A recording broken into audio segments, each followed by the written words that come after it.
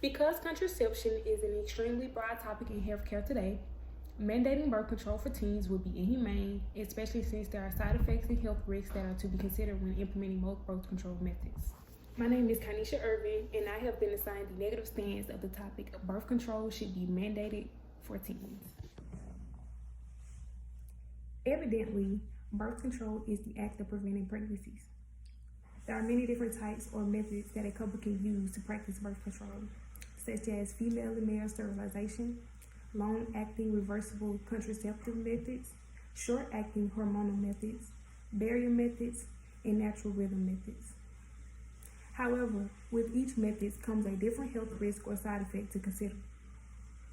For example, recent reports in the Howard University Health blog states that more than a few patients in women's health practice have shared that their hormonal birth control, whether it was the pill, the patch, the ring, implant, injection, or IUD, made them feel depressed.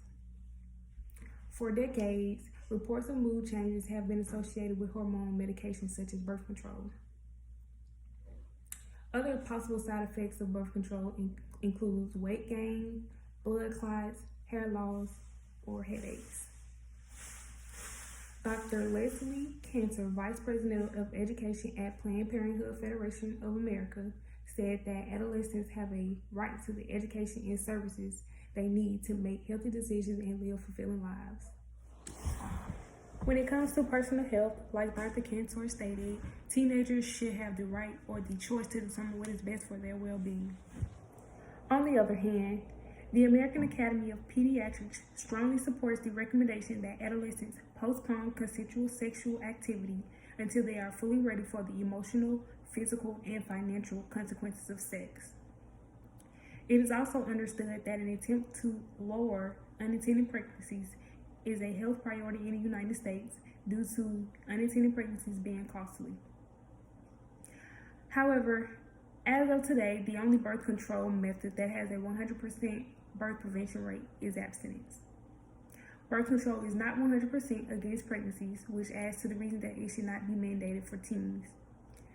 To add, chivalryreport.org stated that over 3 million women in the United States each year experience an unplanned pregnancy, but this is not, however, usually due to failure to attempt contraception.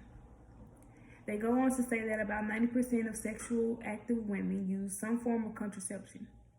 This statement suggests that practicing birth control use is not the problem. If birth control was to be mandated for teens, would the accessibility still be granted with little to no cost under health insurance plans, or would the demand for birth control cause the accessibility to decrease? As mentioned earlier, about 90% of sexually active women use some form of contraception. Today, according to DoSomething.org, birth control is a multi-billion-dollar business, which means it is expected to grow and provide more effective contraceptive methods in the future. This exemplifies the success of birth control without mandating it.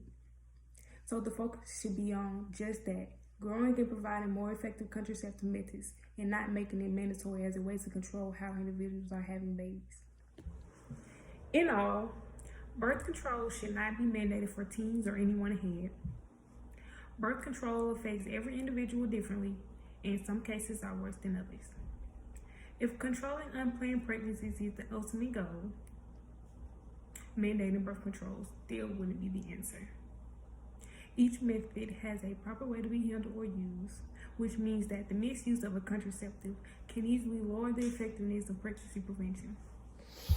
Again, my name is Kanisha Irvin. Thank you.